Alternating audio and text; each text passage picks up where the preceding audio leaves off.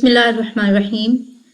शुरू अल्लाह रब्बुल इज़्ज़त के बबरकत नाम से जिसकी रहमत की कोई हद नहीं और उसका इल्म हर चीज़ का अहाता किए हुए है। व तुइज़्ज़ु मन तशा व तुज़िल्लु मन तशा बियदिकल खैर इन्नका अला कुल्लि शैइन क़दीर। अस्सलामु अलैकुम व रहमतुल्लाहि व बरकातुहू। उम्मीद है आप सब लोग बिल्कुल खैर व आफियत से होंगे और सेहत व ईमान की बेहतरीन हालत में होंगे। जैसा कि आप सब लोगों को स्क्रीन पे शो भी हो रहा है, federal public service commission FPSC CSS, तो आज की वीडियो जो है वो इसी हवाले से है और ये आप सब लोगों की मेहरबानी है। I am not a CSP, I am not a teacher, मैं खुद एक स्टूडेंट हूँ, बट ये आप लोगों का ट्रस्ट लेवल है जो आप लोग मुझे कहते हैं कि बस आप हमें बताएं और हम वो बुक्स चूज़ करेंगे। और जब आप लोगों का इतना ज़्यादा मैंने ट्रस्ट लेवल देखा, बिलीव मी, कुछ लोगों ने तो मुझे यहाँ तक ये कह दिया, जो बुक आपने कहनी है ना, आपने मुझे लिख कर भेजना है और मैंने एज इट इज़ मैंने वो शॉप वाले को भेज देना और जितनी भी बुक्स आप कहेंगी मैं वो सारी ले भी लूँगा और पढ़ भी लूँगा। एंड बात यह है कि उनकी वो 3 से 4 सालों से प्रिपरेशन कर रहे हैं, बहुत अच्छी प्रिपरेशन है उनकी और अभी वो इंशाल्लाह अज़ीज़ 2023 में अपीयर भी होंगे। एंड मैं तो अभी बिल्कुल न्यू हूँ, ऐसा कुछ नहीं है कि मैंने कोई ना तो कभी मैंने अटैम्प्ट दी है ना ऐसा कुछ था, बट इट्स योर बिलीफ, ये आपका यकीन है, अल्लाह पाक इसको कायम दायम रखे, आमीन सुम आमीन। तो जब आप लोगों ने मुझे इस तरह इतने यकीन से कहा ना, तो मैं इस चीज़ को अवॉइड कर रही थी, वीडियो बनाने को ही अवॉइड कर रही थी। देखे ना कि एक पूरा एक जर्नी है एक बंदे का, अगर मेरे से कोई थोड़ा सा एक आधी बुक भी ऐसी मैं बता दूं जो कि रिकमेंडेड ना हो तो वो तो बहुत ही जो है ना मुश्किल में आ जाएगा। तो मैंने इस वजह से इसके लिए बहुत सारी रिसर्च की, ऑलमोस्ट वैसे भी मैंने जब से ये सोचा है कि मैंने CSS करना है, तो मैंने CSS का जो सोचा था कि मैंने स्टार्ट करना है, तो मैंने क्या काम किया कि मैंने जब कभी मेरा मूवी देखने को दिल करता था तो मैं किसी CSP का इंटरव्यू लगा लेती थी। इवन मैंने कि बिलीव मी, जब मेरा मैं बोर हो रही हूँ, मैंने कोई ड्रामा देखना है, मैंने कोई मूवी देखनी है, तो मैंने CSPs के इंटरव्यूज़ लगाए। वर्ल्ड टाइम्स के मैंने जितने ज़्यादा सुन सकती थी मैंने सारे के सारे इंटरव्यूज़ सुन लिए, ठीक है। एंड मैं उस टाइम भी साथ साथ चीज़ों को नोट करती रहती थी। बट जब मुझे आप लोगों के लिए वीडियो बनानी थी तो मैंने उस स्पेशली इंटरव्यू सुने एंड देन मैंने उससे बहुत सारी जो चीज़ें थी, जो रिसर्च की, सारा कुछ रिसर्च के बाद मैं आप लोगों के सामने लेके आई हूँ। ऐसा बिल्कुल नहीं है कि मैंने उठी और बस आप लोगों के लिए वीडियोस बना दी। असातिज़ा से पूछा, जो टॉपर्स थे उनकी वीडियोस देखी, जो टॉपर्स रिकमेंड कर रहे हैं उसको देखा, फिर उसको अपने पास नोट डाउन किया एंड देन मैं ये वीडियो बना रही हूँ, ठीक है। तो इट्स मीन कि ये वीडियो ऑलमोस्ट मैं तकरीबन 30+ वीडियोस देखने के बाद बना रही हूँ, ठीक है। ये वो वीडियोस हैं जो पिछले 3 से 4 दिनों में मैं मुसलसल देख रही हूँ और ख़ासकर आज के दिन ऑलमोस्ट मैंने 15 वीडियोस देखी हैं। मैं आपको इंशाल्लाह अज़ीज़ डिस्क्रिप्शन में लिंक्स भी दे दूँगी, ठीक है। तो CSS की प्रिपरेशन के लिए सबसे पहले क्या चीज़ ज़रूरी है? सबसे पहले तो मैं ये कहूँगी कि your why is very important, कि आप CSS कर क्यों रहे हैं? क्या सिर्फ और सिर्फ आप CSS इसलिए कर रहे हैं कि उसमें मुझे गाड़ी मिल जाएगी, मुझे घर मिलेगा, मुझे बंगला मिलेगा, मेरा स्टेटस जो है वो 0 से 100 पर मेरा स्टेटस जो है वो 0 से 100 पर चला जाएगा? क्या आपकी वाई ये है या आपकी कोई ख़ास रीज़न है जिसके लिए आप CSS कर रहे हैं? And if you have track, if you have why, एक ओरिजिनल वाई अगर आपके पास है तो आपको इसकी तरफ जाना चाहिए। अगर नहीं, अगर सिर्फ और सिर्फ आप एक जो है वो चमकती चीज़ देख रहे हैं, तो फिर बेहतर ये है कि आप ज़रा सा गौर कर लें कि आपका खुद का क्या फोकस है, आप वाकई में बनना क्या चाहते हैं। अगर आप सिर्फ और सिर्फ इसकी जो है वो आसाइशों को देखकर इसकी तरफ आ रहे हैं तो आप वो स्टडी ही नहीं कर पाएंगे। मैं आपको यहाँ अभी कह रही हूँ कि आप थक जाएंगे, ठीक है। तो आपका लेवल ये होना चाहिए कि आपकी वाई सबसे पहले क्लियर होनी चाहिए। ऐसी क्या रीज़न है जो आप CSS की तरफ आ रहे हैं? Why not? आजकल तो मैं कहती हूँ कि आप Amazon की तरफ चले जाएं, आप फ्रीलांसिंग कर लें, अच्छी खासी अर्निंग कर लेंगे, पैसे कमाने हैं तो उस तरफ चले जाएं, ठीक है। बट वाई CSS की तरफ ही आप क्यों आ रहे हैं? आप CSS क्यों करना क्यों चाह रहे हैं? तो ये चीज़ बहुत इंपॉर्टेंट है। सबसे पहले तो इसको क्लियर करिए, ठीक है। जी। तो जब आपकी वाई क्लियर हो जाती है, आपको ये पता चल गया कि जी मैं सीएसएस क्यों करना चाह रहा हूँ, एंड अगर तो आप वाकई में सिर्फ और सिर्फ इसकी आसाइशों की तरफ आ रहे हैं, तो मैं अभी से आपको ये कहूँगी कि प्लीज़ इसकी तरफ ना आए, दूर रहें इससे, ठीक है। बट अगर आपकी वाई ओरिजिनल है, एक रीज़न है, एक ख़ास वजह है जिसके थ्रू आप सीएसएस करना चाहते हैं, ठीक है, तो फिर आप ज़रूर रहें। एंड देन जब आपकी वाई क्लियर हो जाती है तो फिर बात आती है कि आप सब्जेक्ट सिलेक्शन की या प्रिपरेशन की, ठीक है। तो सब्जेक्ट सिलेक्शन के लिए यहाँ पर मैं भी आपको दिखा देती हूँ, मेरे पास भी है, ये आप देख सकते हैं, सीएसएस का एक सिलेबस मैंने डाउनलोड किया, फिर मैंने उसका प्रिंट निकलवाया है। तो आप यहाँ पर मैंने ये वेबसाइट भी ख़ास इसी मकसद के लिए आप लोगों के सामने खोली हुई है। आप यहाँ पर आएँ, यहाँ पर आके आप यहाँ से सब्जेक्ट्स जो है वो देखें। जब आप सब्जेक्ट्स देखेंगे तो आपको सब्जेक्ट सेलेक्ट करते हुए इस चीज़ का बहुत अच्छे से ख्याल रखना है कि आप ऑप्शनल्स कौन से सिलेक्ट कर रहे हैं। 6 सब्जेक्ट्स हैं इसमें जो कि कंपलसरी हैं, जिसमें प्रेसी, इंग्लिश ऐसे, इस्लामियात, then current affairs, Pakistan affairs and कौन सी बुक रह गई है, प्रेसी ऐसे, इस्लामियात, current affairs, Pakistan affairs and general science and ability, ठीक है। तो ये 6 सब्जेक्ट्स जो हैं ये कंपलसरी हैं, एंड ऑप्शनल सब्जेक्ट्स जो हैं वो 6 दूसरे आपने खुद से चूज़ करने होते हैं। और आपके पास बहुत सारी ऐसे, मतलब इतने ज़्यादा उन्होंने ऑप्शनल्स दे दिए हैं कि कुछ लोग कंफ्यूज हो जाते हैं कि वो कौन सा ऑप्शनल सब्जेक्ट रखें। इसमें जो ज़्यादा बात होती है वो ये होती है कि ओवरलैपिंग सब्जेक्ट्स एंड ओवरलैपिंग से क्या मुराद है। अब ओवरलैपिंग से ये मुराद है कि फॉर एग्जांपल आपका जो ऐसे है, आपके ऐसे में करंट अफेयर्स में से कुछ ना कुछ आपको हेल्प हो जाती है, यानी कि सीपैक है या फिर उसमें कोई और टॉपिक है या क्लाइमेट चेंज है तो वो आपके किसी और इन्वायरमेंटल साइंसेस वाले सब्जेक्ट से आपका क्लियर हो जाता है। तो आपने ऐसा सब्जेक्ट चूज करना है जो कि दूसरे सब्जेक्ट्स को ओवरलैप करे, ठीक है। उसके अलावा होता है कि नंबर 2 जो बात आती है वो आती है एक स्कोरिंग ट्रेंड जो है वो बहुत ज्यादा मतलब चला हुआ है कि मतलब स्कोर कौन सा सब्जेक्ट है वो ज्यादा करता है, ठीक है। तो वो सारी चीजें मैं आपको इसी वीडियो के अंदर A to Z डिटेल के साथ, कौन कौन से सब्जेक्ट्स कितने ज्यादा स्कोरिंग है, कौन सा सब्जेक्ट लो स्कोरिंग है और कौन से सब्जेक्ट में हाई स्कोर पर जाने के लिए आपने क्या करना है, इसी वीडियो में सब कुछ बताऊंगी, ठीक है। तो अब पहली बात तो ये आ गई थी कि ओवरलैपिंग, एंड देन बात जो है वो ये आती है स्कोरिंग सब्जेक्ट्स, ठीक है। और स्कोरिंग ट्रेंड क्या चल रहा है, कौन सा सब्जेक्ट हाई स्कोर है। एंड मेरी तरफ से ये है कि आप उसका सिलेबस भी देखिए कि कौन सा ऐसा सब्जेक्ट है जिसका सिलेबस जो है वो एक नॉर्मल सिलेबस है और कौन सा ऐसा सब्जेक्ट है जिसका सिलेबस ही बहुत ज़्यादा है, ठीक है। और फिर अगर मैं सबसे ज़्यादा सब्जेक्ट सेलेक्ट करते हुए चीज़ रिकमेंड करूँगी तो वो ये करूँगी, अगेन मैं ये कहूँगी कि आप ये सिलेबस लीजिए, इसको यहाँ पर FPSC की वेबसाइट पे आइए, यहाँ से आप CSS सिलेबस डाउनलोड कीजिए, फिर उसका एक ओवरव्यू कीजिए, आप उसको देखिए सिलेबस को कि अच्छा कौन सा ऐसा सिलेबस है जो देखते मुझे लग रहा है कि मतलब मुझे समझ आ रही है या मेरा इंटरेस्ट बन रहा है। तो आप उसको फिर क्या कीजिए, उसको अच्छे तरीके से देख के उसका प्रिंट निकलवा लीजिए, ठीक है। प्रिंट, अब बहुत सारे लोग, मतलब जब मैंने भी CSS का ये सिलेबस का प्रिंट निकलवाया था, मैं सही बता रही हूँ कि मैंने कोई पहले ही मैंने बता दिया ना, तो मैं CSS की कोई टीचर हूँ और ना ही मैंने अभी तक CSS की कोई अटेम्प्ट दी है, ठीक है। बट मैंने इतने ज़्यादा इंटरव्यू सुने हैं, इतने ज़्यादा इंटरव्यू सुने हैं ना कि मतलब मेरे असातिज़ा भी जब कोई नया स्टूडेंट आता है तो वो कह देते हैं कि आप देख लीजिए, इससे बात कीजिए, इसको गाइड कीजिए, इसको मोटिवेट कीजिए, ठीक है। तो इस वजह से ही शायद आप लोगों का भी यह ट्रस्ट लेवल है और मैं ये वीडियो बना रही हूँ। तो मैंने ये चीज़ देखी है कि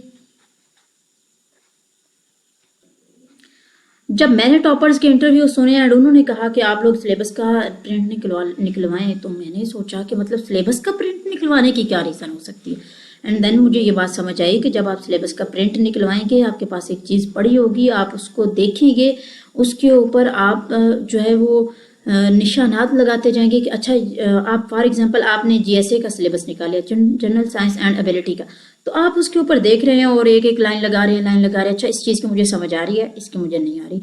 फॉर एग्जांपल मैं जैसे बायोलॉजी की स्टूडेंट हूँ तो मुझे उसमें कोई इशू ही नहीं है, मैंने उसकी सारी टिक्स लगा दी कि अच्छा मुझे समझ आ रही है। मैंने और भी साइंसेस पढ़ी हुई हैं, फिजिक्स है, केमिस्ट्री है, जब मैंने उसका पोर्शन देखा तो और कंप्यूटर का पोर्शन देखा तो मुझे लगा कि अच्छा इसमें से ये चीज़ मुझे जो है वो समझ नहीं आ रही, तो उसके ऊपर मैंने अपना एक स्पेसिफिक मैंने एक निशान लगा लिया, क्रॉस लगा लिया या टिक लगा लिया, जिस तरह भी, ठीक है। उसके बाद जब आप सिलेबस देखेंगे तो आपको ये चीज़ समझ आएगी कि ये मेरे लिए रेलिवेंट है और ये इररेलेवेंट है, ठीक है। इससे थोड़ा सा आपको अंदाज़ा हो जाएगा। उसके बाद क्या होगा, उसके बाद सब्जेक्ट सिलेक्शन में एक और बात आती है। मैं अगेन कहूँगी कि आपने बहुत बहुत ज़्यादा मोहतात रहना है इसमें। मैं CSPs के इंटरव्यू सुनकर ही ये बात कह रही हूँ कि उनका ये कहना है कि अगर आपको थोड़ा ज़्यादा भी टाइम लग जाए ना सब्जेक्ट सिलेक्शन में तो आप लगाइए, ठीक है। आपकी सब्जेक्ट सिलेक्शन बहुत अच्छी होनी चाहिए। जब आप सब्जेक्ट सिलेक्ट कर रहे हो तो आपने इस चीज़ का ख्याल रखना है कि आप जो सब्जेक्ट सिलेक्ट कर रहे हैं वो आपकी तबीयत से मिलता जुलता है या नहीं है। फॉर एग्जाम्पल, अब मुझे मैथ चाहे जितना भी इजी हो, मुझे अच्छा ही नहीं लगता मैथ करना, तो फिर मैं मैथ की तरफ क्यों चले जाऊँ। एंड अगर आप सोशल साइंसेस के अगर आप ये साइंसेस के नहीं हैं, आपने एक आर्ट्स के स्टूडेंट हैं एंड आप फिजिक्स को ऑप्ट कर लेते हैं, आप कहते हैं कि फिजिक्स में बहुत अच्छी डायग्राम्स बनती हैं फिजिक्स में और बायोलॉजी में हम डायग्राम्स बन के तो हाई स्कोर ले लेंगे, तो ये तो अपने पाँव के ऊपर खुद कुल्हाड़ी मारने वाली बात हुई ना। आप किस तरह ये ऑप्ट कर सकते हैं। तो आप अपनी तबीयत का ख्याल रखते हुए कि मुझे कौन से सब्जेक्ट्स में इंटरेस्ट है, क्या मुझे थ्योरीज पढ़ना अच्छा लगता है, क्या मुझे मैप्स बनाना अच्छा लगता है, क्या मुझे रिसर्च करना अच्छा लगता है, मुझे कौन सी चीज़ है जो अच्छी लगती है, आपने उस हवाले से करना है, ठीक है। फॉर एग्जाम्पल मैं आपको ये बताऊं कि जब मैंने सब्जेक्ट सिलेक्शन की तो मुझे इवन मेरे असातिज़ा ने भी ये कहा कि रिजवाना सोशियोलॉजी जो है वो स्कोरिंग भी है, ओवरलैपिंग भी है, और उसके अलावा सोशियोलॉजी का सिलेबस भी कोई मतलब कि ठीक है इजी है। क्रिमिनोलॉजी आप नहीं ऑप्ट करो, क्रिमिनोलॉजी में कुछ टर्मिनोलॉजीज हैं जो कि काफ़ी टफ हैं, आपको डेफिनेशंस जो के हैं वो A to Z अच्छे से याद करना पड़ती हैं एग्जैक्टली। मैंने उस टाइम क्या किया, बिकॉज मुझे अपने असातिज़ा की को मैं बहुत ज़्यादा फॉलो करती हूँ, उन्होंने कहा एंड मैं ना मानूँ ऐसा हुआ नहीं है।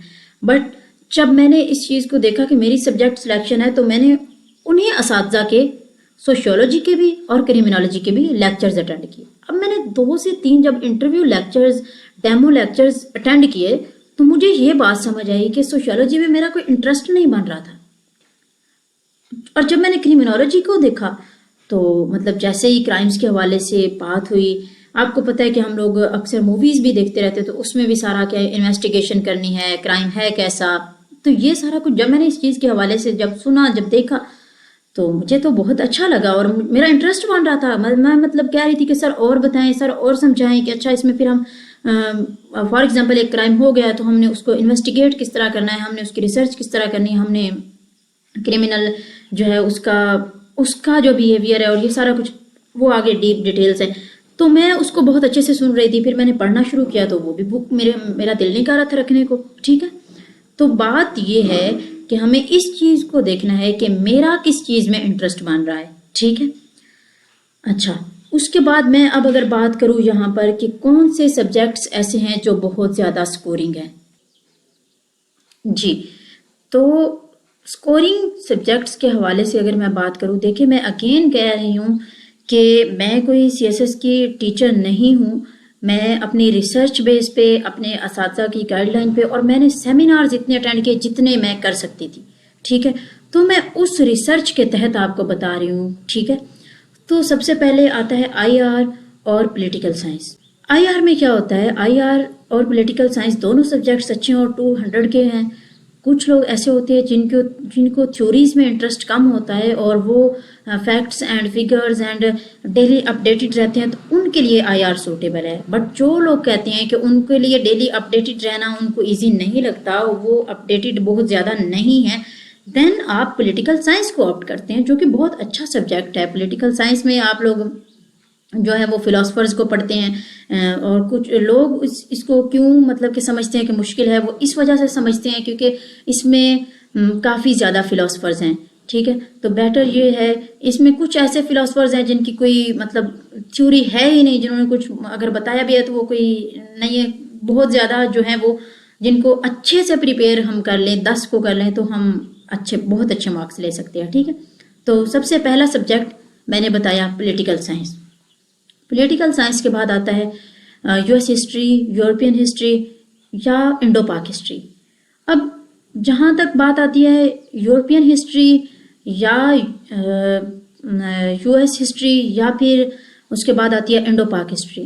तो इंडो पाक हिस्ट्री बहुत सारे लोग मतलब जब समझते हैं कि अच्छा इंडिया और पाकिस्तान की हिस्ट्री है तो ये तो हमने पाकिस्तान स्टडीज में भी काफ़ी ज़्यादा पढ़ा हुआ है, तो वो बड़ी आसानी से उसको ऑप्ट कर लेते हैं। लेकिन मैं आपको यहाँ पर ये बात बता दूँ कि इंडो पाक हिस्ट्री वो बिल्कुल नहीं है जो कि आपने पाकिस्तान स्टडीज़ में पढ़ा है। ये काफ़ी ज़्यादा डिफरेंट है और इसमें मेरे ख्याल से टफ भी है। तो यूएस हिस्ट्री जो है वो ऐसा सब्जेक्ट है जो जिसका सिलेबस बहुत ही एक थोड़ा सिलेबस है, आप कम टाइम में इसको कर सकते हैं और यूएस हिस्ट्री में मार्क्स भी बहुत अच्छे आते हैं। ठीक है, ये स्कोरिंग सब्जेक्ट रहा है। कभी कभी ऐसा हुआ है जैसे कि ऑलमोस्ट 2018 में, मे बी मैं रॉन्ग भी हो सकती हूँ, 2018 और 19 ये सब्जेक्ट स्कोरिंग नहीं था, इसमें बहुत सारे लोगों के कम भी मार्क्स आए। बट एक रेंज देखी जाए, एक इसका पिछला जो है वो बैकग्राउंड देखा जाए तो ये सब्जेक्ट स्कोरिंग और अच्छा रहा है।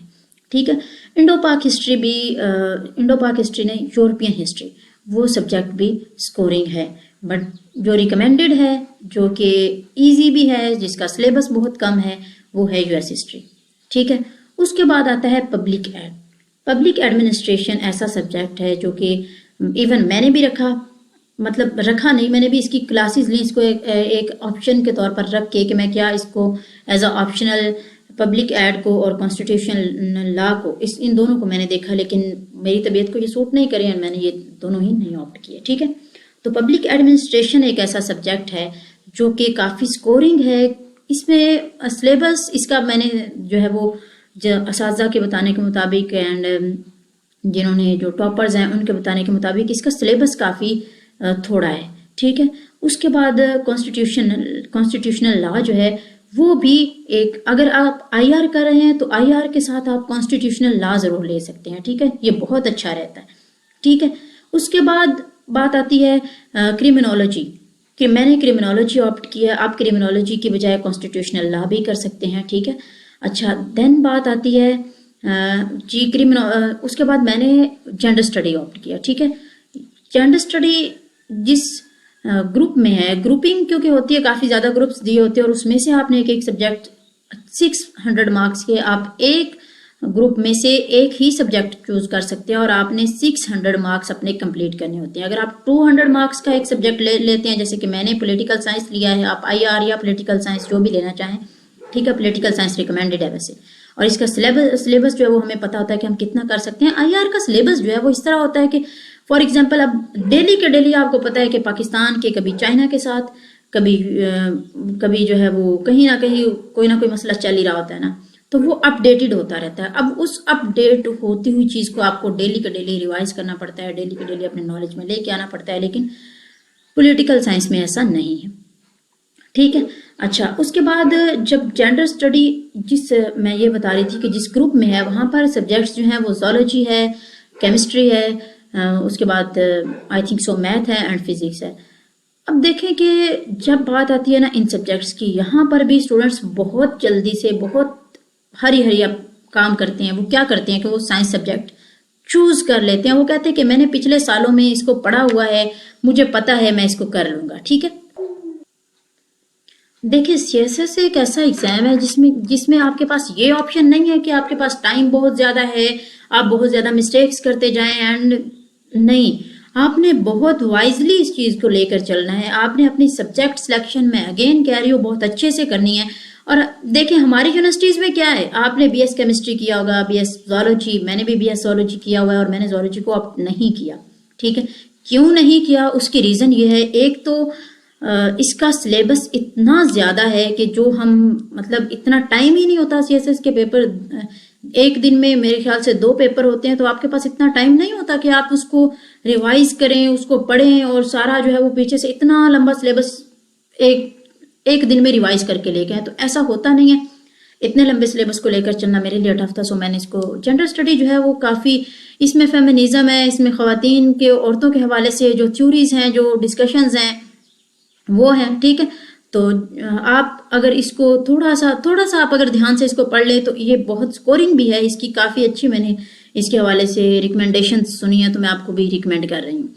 अब जब बात आती है जोलॉजी की, केमिस्ट्री की, फिजिक्स की या मैथ की या कंप्यूटर की, तो उसमें आप लोगों को सभी को हमारी यूनिवर्सिटीज़ का हाल पता है। हम सबको मालूम है कि हमारी यूनिवर्सिटीज़ में ऐसा बिल्कुल नहीं होता कि हमें बहुत अच्छे से करवाया जाए।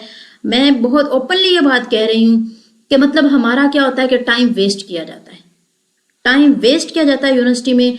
आप 100% कभी भी श्योर नहीं होते। एक बीएस करके आया हुआ स्टूडेंट बिल्कुल श्योर नहीं होता कि वो अपने ही सब्जेक्ट में, जिसके अंदर वो 4 साल लगा के आया हुआ है, जिसके लिए वो बहुत सारा पैसा इन्वेस्ट करके यूनिवर्सिटी को दे के आया हुआ है, हॉस्टल्स के खर्चे करके आया हुआ है, उसके अंदर वो बहुत अच्छे से आगे आ सकेगा। तो अगर तो आप इतने श्योर नहीं हैं तो बिल्कुल भी उस सब्जेक्ट को ऑप्ट नहीं कीजिए, चाहे वो केमिस्ट्री हो, फिजिक्स हो, चाहे वो कोई भी साइंस सब्जेक्ट हो। ठीक है, साइंस सब्जेक्ट्स का वैसे भी सिलेबस ज्यादा होता है, रिकमेंडेड भी नहीं है।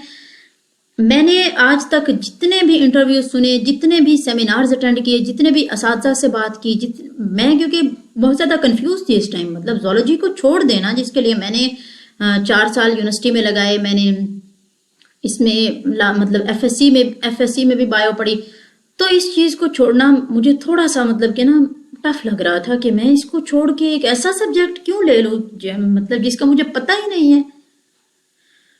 कुछ अंदर से कोई 1-2 लोग थे जिन्होंने ये चीज़ कही थी कि आप देख लीजिए, मैं भी यहाँ पर कह रही हूँ कि इफ़ यू आर श्योर, अगर आप श्योर हैं, अगर आपको खुद पर बिलीव है, आप ये कह सकते हैं कि आपने जो पढ़ा है अच्छे से पढ़ा है, आपको अच्छी तरह आता है और आप उसका जब टेस्ट देंगे तो आप अच्छे से दे सकेंगे, तो आप ज़रूर ऑप्ट करें। बट आपने अपने ऊपर बिलीव करके और अपनी स्टडी के ऊपर बिलीव करके, ठीक है।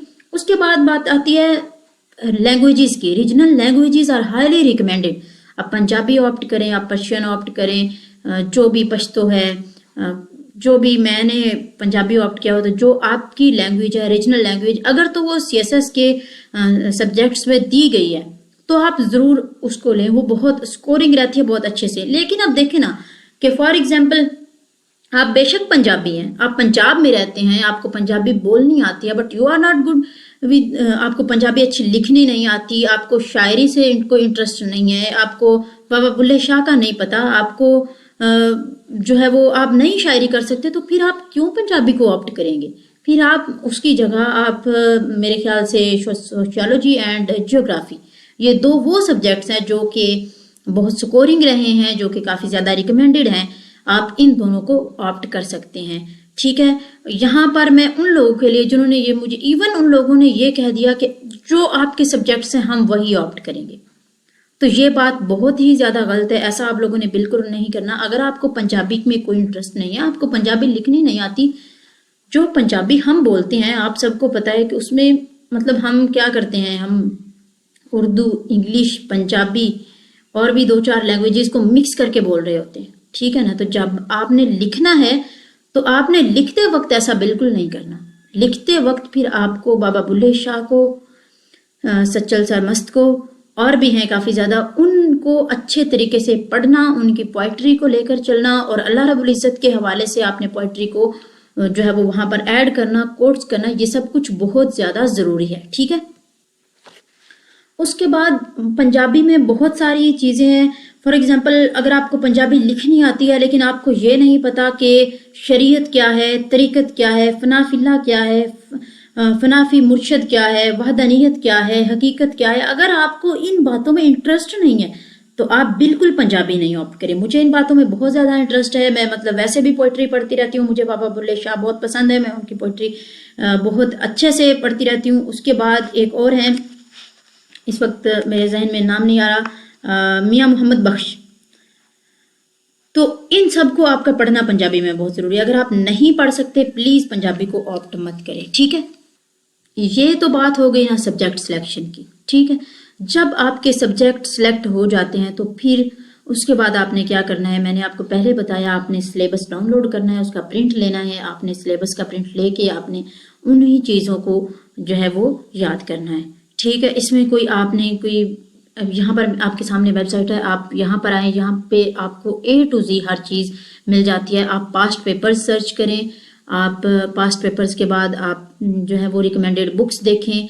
रिकमेंडेड बुक्स के लिए मैं एक और वीडियो अभी बना रही हूँ, ठीक है। ये बहुत लंबी ना वीडियो हो जाए, इस वजह से मैं उस वीडियो को अलग रखूंगी, और वो थोड़े से उन लोगों के लिए होगी जो थोड़ा सा अप लेवल पर हैं, यानी कि जिन्होंने क्लासेस ली हुई हैं या फिर लेना चाह रहे हैं, उन्होंने थोड़ी सी अपना होमवर्क किया हुआ है, ठीक है, उन लोगों के लिए होगी। ये उन लोगों के लिए थी जो कि अभी तक सब्जेक्ट सिलेक्शंस कर रहे हैं, ठीक है। उसके बाद मैं अपने नेक्स्ट वीडियो में आपको ये जो सब्जेक्ट्स हैं इनके हवाले से आपने इनकी प्रिपरेशन किस तरह करनी है, कहाँ से रिसर्च करनी है, कौन सी बुक पढ़नी है, वो सब कुछ बताऊंगी। बट मैं अगेन एक बार लास्ट 4th टाइम ये बात पूरी वीडियो में रिपीट कर रही हूँ कि आप लोगों का खुद का होमवर्क होना चाहिए। And if you want be a CSP, क्या ख्याल है कि आपको कोई दूसरा बंदा आपके आके बताएगा कि तुम ये काम करो? अगर आपको किसी और ने ही बताना है तो आपका क्या ख्याल है, क्या आपको CSS ऑफिसर बनने का हक है? ठीक है, बहुत अच्छी बात है दूसरों से रिकमेंडेशंस लेना, दूसरों के तजर्बात को सुनना समझना, ये बहुत अच्छी बात है। बट खुद का एक स्कूल ऑफ थॉट होना चाहिए, आपका खुद का स्वॉट एनालिसिस होना चाहिए, आपको खुद को पता होना चाहिए कि आपकी वीकनेसेस क्या हैं, आपकी स्ट्रेंथ्स क्या हैं, आप कहाँ से जो है वो थ्रेट्स हैं आपको, और कहाँ से आपको अपॉर्चुनिटीज मिल सकती हैं, ठीक है। आपने अपने सब्जेक्ट सिलेक्शन करते हुए खुद के ऊपर बिलीव करके खुद के लिए खुद सब्जेक्ट सिलेक्ट करने हैं। किसी दूसरे बंदे के कहने पर, मतलब अगर मैं ही कह रही हूँ और आपको लग रहा है कि इन्होंने जो है वो जेंडर स्टडी को ऑप्ट कर लिया है या फिर इन्होंने कॉन्स्टिट्यूशनल लॉ को छोड़ दिया है, तो हमने भी नहीं। कॉन्स्टिट्यूशनल लॉ में एक अच्छा सब्जेक्ट है, सिलेबस थोड़ा है। अगर आप पढ़ते हैं पॉलिटिकल साइंस पढ़ते हैं तो पॉलिटिकल साइंस कह दिया है मैंने IR, अगर आप IR लेके चल रहे हैं तो कॉन्स्टिट्यूशनल लॉ जो है वो एक अच्छा सब्जेक्ट है, ठीक है जी। तो मैं रिकमेंडेड सब्जेक्ट्स आप लोगों के लिए एक बार फिर से अगेन रिपीट कर देती हूँ। उससे पहले मैं एक बात करना चाहूँगी, आप सभी को मालूम है कि मशवरा एक अमानत होता है और ये आपकी ज़िंदगी मतलब आपके सुनने वाले की ज़िंदगी पर बहुत असर रखता है। तो इसी बात को मद्देनज़र रखते हुए मैं इस वीडियो को इग्नोर कर रही थी, लेकिन फिर जितना आप लोगों ने कहा, नए स्टूडेंट्स ने, पहले वाले स्टूडेंट्स ने जो कि कुछ एकेडमीज़ के थ्रू मेरे साथ अटैच हैं या फिर मेरे खुद के स्टूडेंट्स हैं, तो मुझे बनानी पड़ी ये वीडियो, ठीक है। मैं एक बार सब्जेक्ट्स जो हैं वो आप लोगों के सामने आप लोगों को बता रही हूँ। पॉलिटिकल साइंस ऐसा सब्जेक्ट है जो कि हाईली रिकमेंडेड है और IR भी है पहले वाले सब्जेक्ट्स में, ठीक है। बट इनको आपने क्रैमिंग नहीं करनी होती, मगअप नहीं करना, आपने खुद के कंसेप्ट को क्लियर करना होता है और अच्छे से समझ के इसके पेपर्स को आपने सॉल्व करना होता है। उसके बाद आता है फिजिक्स, केमिस्ट्री, जोलॉजी, बायोलॉजी। ये बिल्कुल रिकमेंडेड नहीं है। पब्लिक एडमिनिस्ट्रेशन एंड गवर्नेंस, ठीक है, पब्लिक ये जो है रिकमेंडेड है।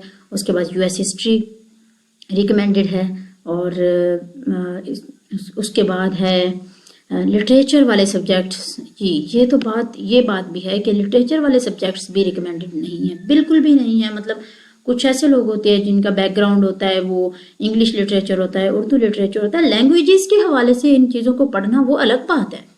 बट एक CSS में इस चीज़ को ऑप्ट करना इट्स रियली रिस्की। तो ज़रा ध्यान से रहिए। Gender study and environmental science ऐसे सब्जेक्ट्स हैं जो कि काफ़ी रिकमेंडेड हैं। उसके बाद आता है कॉन्स्टिट्यूशनल लॉ, लेस सिलेबस है और स्कोरिंग भी है। क्रिमिनोलॉजी ये भी रिकमेंडेड है। उसके बाद आता है इंटरनेशनल लॉ। अगर आप IR ले रहे हैं तो इंटरनेशनल लॉ, कॉन्स्टिट्यूशनल लॉ ये काफ़ी अच्छे सब्जेक्ट्स हैं आपके लिए, ठीक है। उसके अलावा आता है सोशियोलॉजी एंड सोशियोलॉजी। तो ये ऐसा सब्जेक्ट है जो काफ़ी रिकमेंडेड है, ठीक है। ये वो मैंने सिलेबस बता दिया। सिलेबस के बाद में एक दो और बातें जो कि बिल्कुल ही न्यू स्टूडेंट्स हैं जिनको कुछ आइडिया नहीं है, ये बात मुझे पहले करनी चाहिए थी, लेकिन क्योंकि मेरा ये ख्याल है कि इतना तो हमें अंदाज़ा होना चाहिए, हमारी खुद की रिसर्च होनी चाहिए, हमें खुद के ऊपर इतना बिलीव होना चाहिए। यू नो व्हाट, मैंने बहुत सारे लोगों को इवन वेबसाइट का लिंक तक भेजा है, आर्टिकल्स भेजे हैं, वॉइस मैसेजेस में बताया है, लेकिन उनका फिर भी कहना है कि आप ये एक बार फिर से आप डिटेल्स ही हमें बता दें। तो CSS में मैं आपको ये कहूँगी कि बुक्स से भी ज़्यादा जो चीज़ है वो है आपकी रिसर्च। तो रिसर्च से अगर आप अवॉइड कर रहे हैं तो पहले तो आप अपना माइंडसेट थोड़ा सा ठीक करें ना, कि आपको रिसर्च करना बहुत ज़रूरी है, आपको रिसर्च बहुत ज़्यादा ज़रूरी है, ठीक है। आप सर्च करें चीज़ों को, आप समझें और फिर इस चीज़ की तरफ आएँ, ठीक है। अच्छा, मैं इस वीडियो को अलग से बताना चाहती थी, लेकिन तो इतना मैंने आपको बता दिया कि आपने सब्जेक्ट सिलेक्शन किस तरह करनी है। अब नेक्स्ट वीडियो में मैं आपको ये भी बता देती हूँ कि आपने जो सब्जेक्ट सिलेक्शन कर लिया उनकी प्रिपरेशन किस तरह करनी है और बुक्स किस तरह सेलेक्ट करनी है, ठीक है। और इसके साथ साथ मैं जो कि बिल्कुल न्यू स्टूडेंट्स हैं जिनको बिल्कुल आइडिया ही नहीं है, उनके लिए भी एक बिल्कुल शॉर्ट वीडियो होगी, वो मैं बना दूंगी, ठीक है। बहुत शुक्रिया, अपना बहुत सारा ख्याल रखिएगा और अपनी थ्रू आउट अपनी प्रिपरेशन के आपने मोटिवेटेड रहना है। लोग आपको बहुत सारी स्टोरी सुनाएंगे, मतलब जैसे ही आपके खानदान को, आपके रिश्तेदारों को, आपके दोस्तों को पता चलता है कि आप सीएसएस करने वाले हैं, भाई तुमसे नहीं होगा, तुम तो कर ही नहीं सकोगे। अब कुछ लोग यहाँ तक कि ये देखते हैं कि अपना मुंह देखा है कभी, मुंह धो के आओ जरा। तो आपको खुद के ऊपर यकीन, सबसे पहले अल्लाह रब्बुल इज्जत पर, खुद पर, और फिर अपने माँ बाप की दुआओं पर यकीन रख के अच्छे से पुख्तगी के साथ फिर तैयारी की तरफ आए और फुल मोटिवेशन के साथ आए। कोई ज़रूरत नहीं है दूसरों की बातें सुनने की। अच्छे से जब आप स्टडी करेंगे इंशाल्लाह अज़ीज़ अल्लाह पाक हम सब के ख्वाब पूरा करेगा, ठीक है। बहुत शुक्रिया, अपना बहुत सारा ख्याल रखिएगा और मुझे दुआओं में याद रखिएगा। फ़ी अमानिल्लाह।